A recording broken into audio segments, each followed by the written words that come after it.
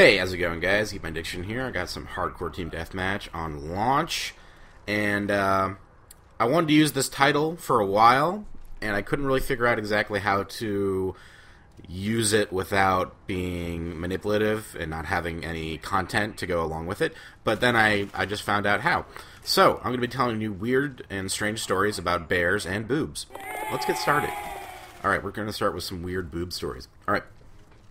Gambler Brian Zembick had breast implants in order to win a $180,000 bet with his buddies. That's sad. A U.S. man stole pigs in order to finance breast implants for a stripper he had a crush on. He is serving a 10-year sentence. Damn, you can get 10 years for stealing pigs? That's fucked up. A Sydney woman's implants saved her life when she was shot at a nightclub. The bullet was stopped from entering her chest when it became lodged in an implant. Oh, wow. Oh god, here's one. Courtney Love's dog died after choking on one of her implants. I thought that was a joke. I didn't know that was real.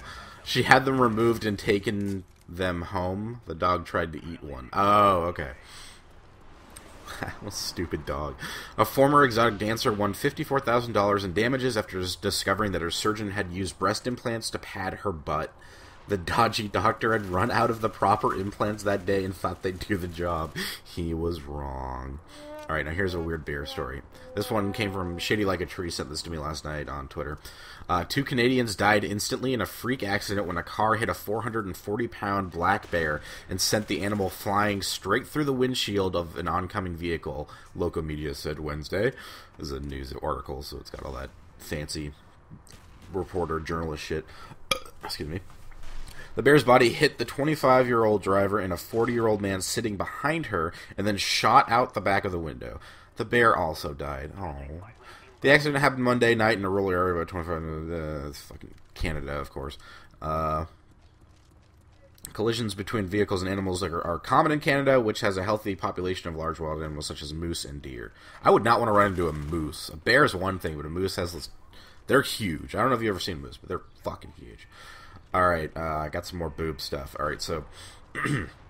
Sandy Conesco, a 26-year-old from Australia, had her recently departed husband's ashes sewed in her breast implant so that she could always have him close to her heart. She did this bizarre gesture after a terrible road accident and took her husband away. That's oddly sweet, I guess. Lydia Carranza from Los Angeles considers herself the luckiest woman alive, and she had her breast implants to thank for that. Wait, is that the same woman that got shot? Yeah, I think that's the same. Wait, no. It's from Los Angeles. It's the same. Oh, shit. Alright, she was working as a nurse for a dentist when one of her colleagues was shot to death by her husband. After that, he turned toward Lydia and shot her as well. The ultrasound examination of the wound revealed that the bullet had stopped millimeters from her heart. She was extremely happy. She took the decision to augment her breasts.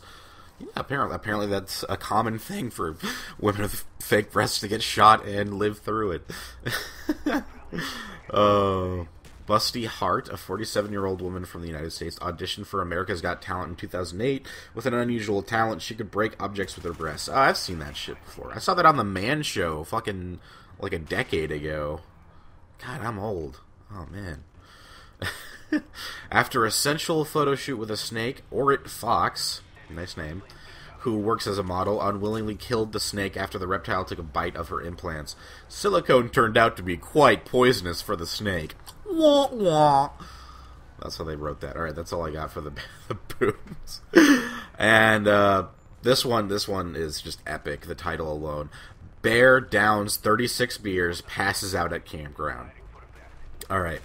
When state fish, this is in Baker Lake, Washington. When state fish and wildlife agents recently found a black bear passed out on the lawn of Baker Lake Resort, there were some clues scattered nearby. Dozens of empty cans of Rainier beer. I don't know what kind of beer that is. It's probably terrible. The bear apparently got into campers' coolers and used his claws and teeth to puncture the cans. And not just any cans. Dun dun, beer.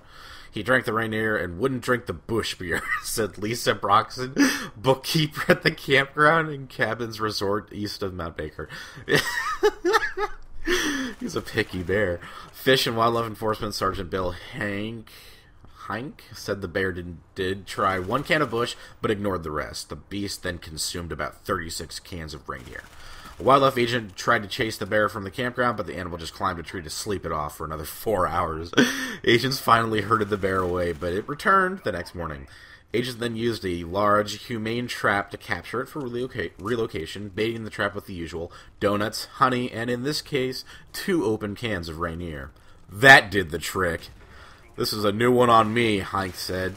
"I've known them to get into cans, but nothing like this. And it definitely had a preference." That is like the coolest little bear story I've ever read. Just the way they wrote that was fucking like a goddamn action movie or some shit. Alright, that's what I got for you people. I'd also like to thank you for the 48-hour friend zone. It went over very well. And I know you guys are probably sick of watching the first episode, but when I repost that for real in July, I'd like it if you would all just go watch it again and tell all your friends, even if you're sick of it. And I promise you we're going to have all 6 episodes up, and they're going to stay up. And yeah, that's it. You guys have a good day.